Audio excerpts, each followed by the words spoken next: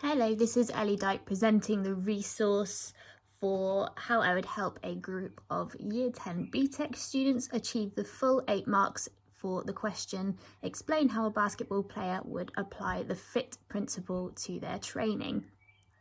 So the resource itself is this worksheet, which we can see on the slide here, but just to help it make a little bit more sense, I just wanted to talk you through the PowerPoint presentation that I've created to accompany that worksheet. The PowerPoint itself is all relating to the FITT principle. So students would have this worksheet out ready at the start of the lesson.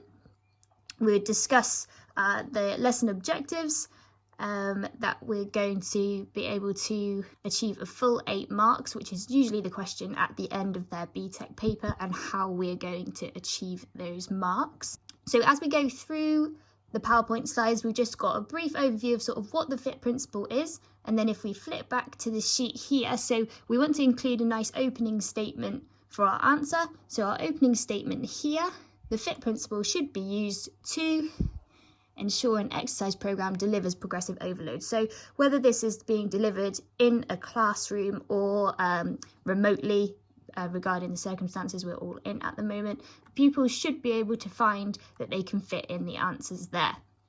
Now, I've done arrows on here to show the way that I would like the answer to flow. So we want a nice little opening statement, and then we want to work our way through the FITT principles, which I've color coded. So we would have previously discussed the principles of specificity, progressive overload, etc. And so we want to talk about how the FITT principle relates to progressive overload. So I've color coded each letter of the acronym. So our F for frequency is pink. So my frequency slides are all pink. And then if we just flick over onto the resource here,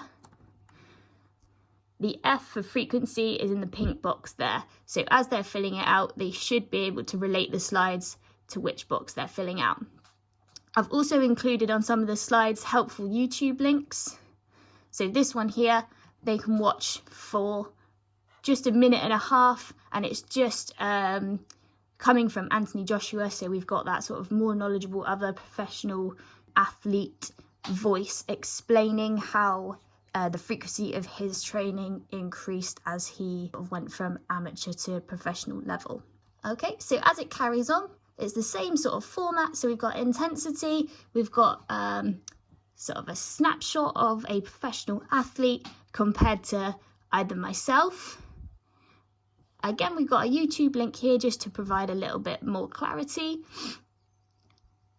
Time, so time is yellow. So again, if we flick back to the sheet, we know that the time is in the yellow box here. And I've just added in some prompt questions as we go, which should help the students to know what kind of level of detail that we actually want from the answer. So we know that we want an opening statement. We know that we need to explain exactly what the 4 letters of the FITT acronym stand for, a little description of them, and then I've added some prompt questions there just to help them get that last little bit of detail.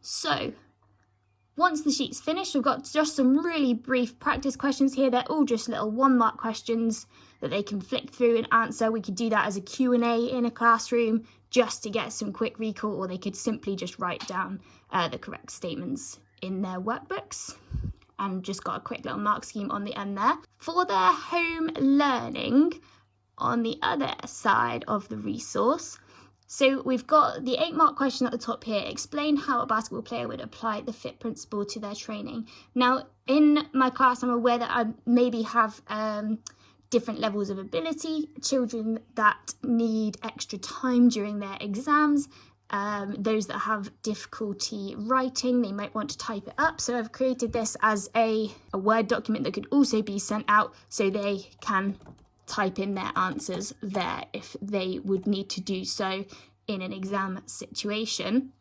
So I would like middle to high learners, I want them to try and get their answer done in 8 to 10 minutes so we can try and stick closely to the exam sort of timings. However, if I know that I have got students in my class that need that extra time, extra support, maybe a scribe, etc., then we can adjust that worksheet to suit them accordingly. So I want them to do that for their home learning. I want them to time it and be honest, and then they'll bring it back, and then we'll use the table below as sort of like a mark scheme here, and they're going to peer mark it so that they've got the opportunity to see what their peers have written.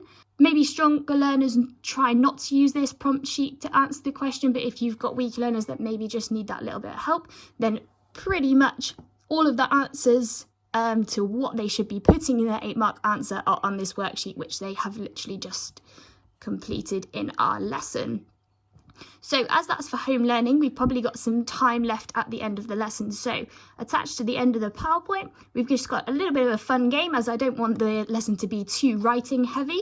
So in their pairs, or maybe threes on the tables that they sort of sit with, they're going to have 2 dice per pair. They'll roll 1, they'll get a number between 1 and 6. So they'll go along the corridor. And then let's say they rolled a 5, and then they rolled a 6. Then for 20 seconds, they need to talk to their partner about what the time principle means, how we can apply it to basketball. How we can apply it to basketball as well.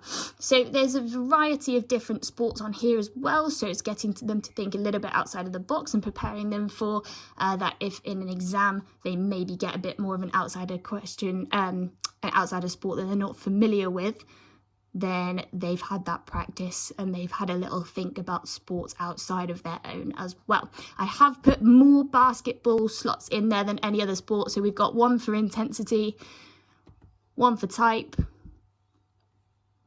1 for frequency, and 1 for time as well. So there's a higher chance that they land on a basketball style question anyway.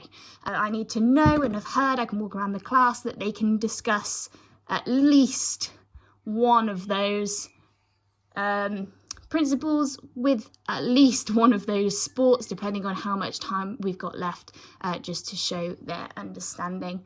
And then when we come back to the next lesson, on the sheet, I've just included this table at the bottom down here, so they can sort of understand how an examiner is going to look at their answer, and then they can be the examiner for their peer as well.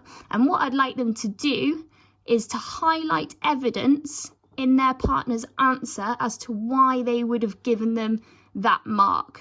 So, for example, I would hope that all of my students would be aiming for this level 3, get 7 to 8 marks, preferably 8 marks, of course. And we can see here in the description that each of the FITT principles are explained in relation to the basketball player. So anytime they mention the basketball player in the question, they should be highlighting it. Specifically applied to performance in a basketball game, what are the demands of the basketball game? Majority of points will be relevant, and there is a clear link to the basketball player's requirements. And also we need to make sure we've got all of the FITT principles in there: frequency, intensity, time and type, and also a description of what they mean. So that pretty much concludes the explanation of my resource here. Please feel free to let me know if you've got any other questions, and thanks very much.